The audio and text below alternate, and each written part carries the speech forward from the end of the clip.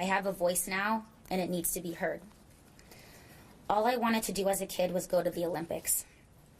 I was at the height of my career at 19, and the Olympics were just 1 year away, and I just couldn't take any more of the abuse. I was broken. Larry, my coaches, and USA Gymnastics turned the sport I fell in love with as a kid into my personal living hell. I was invited to my first national team camp at 13 years old. I was not yet a member of the national team, but my coaches sent videos of me to Marta Karolyi, asking if I could attend. After they received the okay, I remember my coaches telling me what an honor and privilege it was to be invited, but it didn't feel that way to me. I remembered going there when I was 10 and 11 years old for the Talent Opportunity Program, also known as TOPS Camp. I called my parents on the payphone crying every night, asking them if I could come home. I knew, however, that I had to tough it out if I wanted to be an Olympian one day. From that first camp at 10 years old, I dreaded having to go back every single time for the next 9 years. The first time I distinctly remember Larry abusing me was at my first U.S. National Championships in Minnesota. I was 14 and ended up not being able to compete because of an extremely painful hip injury. My coaches still insisted that I travel, telling me I was going to compete no matter what. I ended up barely being able to lift my foot off the ground a few days later. A teammate of mine from my club back in Los Angeles was competing there as well. So my coaches were in the training gym with her every day while I was getting treatment from Larry during each practice in a separate room.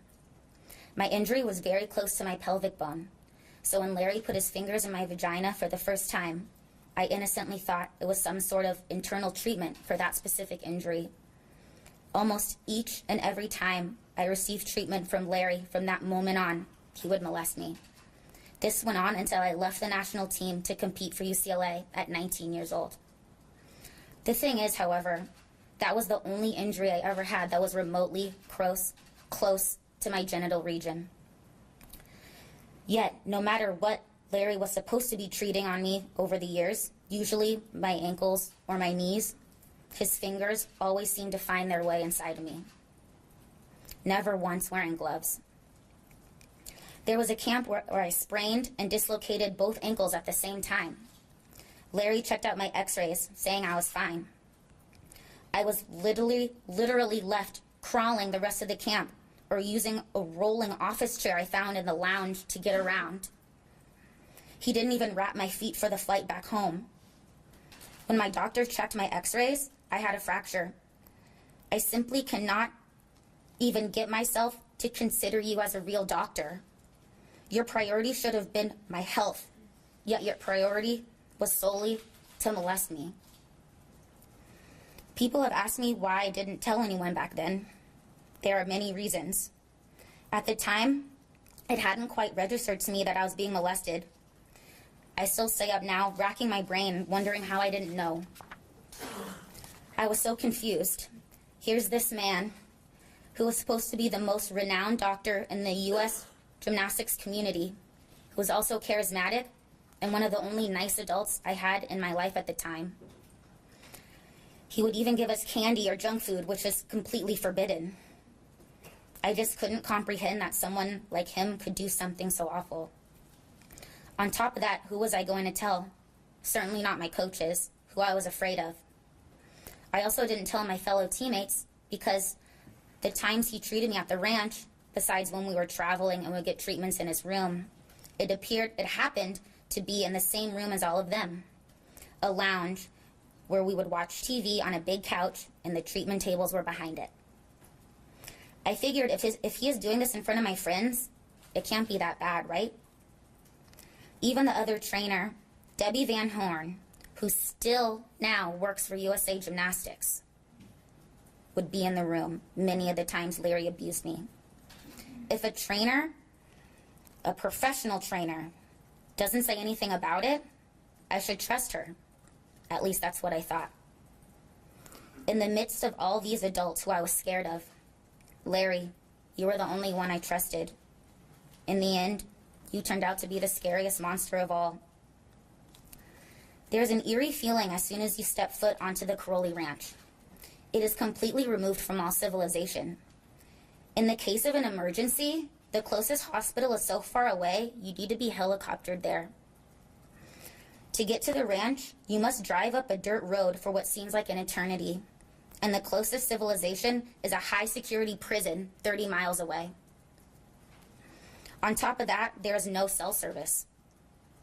It's completely isolated, and that's no mistake.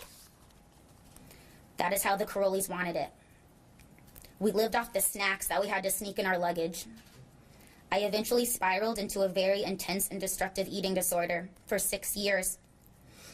I took anywhere from 5 to 15 laxatives without missing a single day for those 6 years, thinking that was the only way to stay skinny enough and therefore be liked by my coaches and the national team staff. Depending on the day, I would have 6 or 7 hour practices 6 days a week, hopefully getting a break if I was doing well enough that day. And I wouldn't eat all day until practice was over. I would even have days where I'd go a whole practice without taking a sip of water until it was over, then gorge myself when I got home. Almost every day I felt like I would faint after each routine. I honestly don't know how I managed not to. Around the age of 15 or 16, I would start getting panic attacks before leaving to go to the ranch.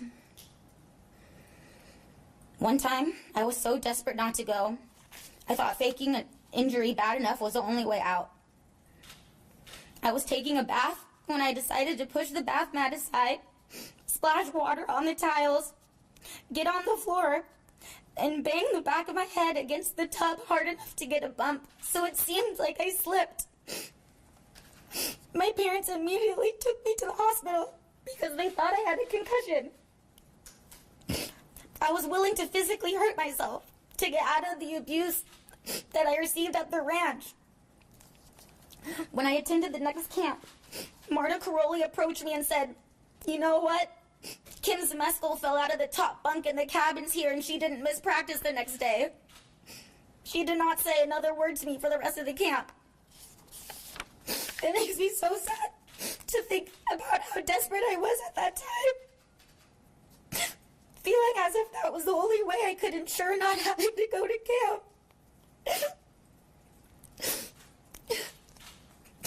2010 World Championships was an extremely low point for me.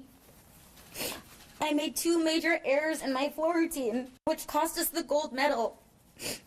I was immediately shunned by my coaches, Marta, and some of the other staff that traveled with us. I could see the fear in my teammate Rebecca Bross's face, who was up next, because I'm sure she was thinking that if she messed up as well, she'd be in even more trouble than I was about to be in. I wasn't even allowed to give my parents a hug until I flew back home over a week later. My fellow teammates on the trip, who were Rebecca, Allie Raisman, Chelsea Davis, Alicia Sacramone, Mackenzie Caquato, and Bridget Sloan, did what they could to lift my spirits, telling me it was going to be okay. But that was not the case for many of the adults there. I had never felt so small and disposable in my life.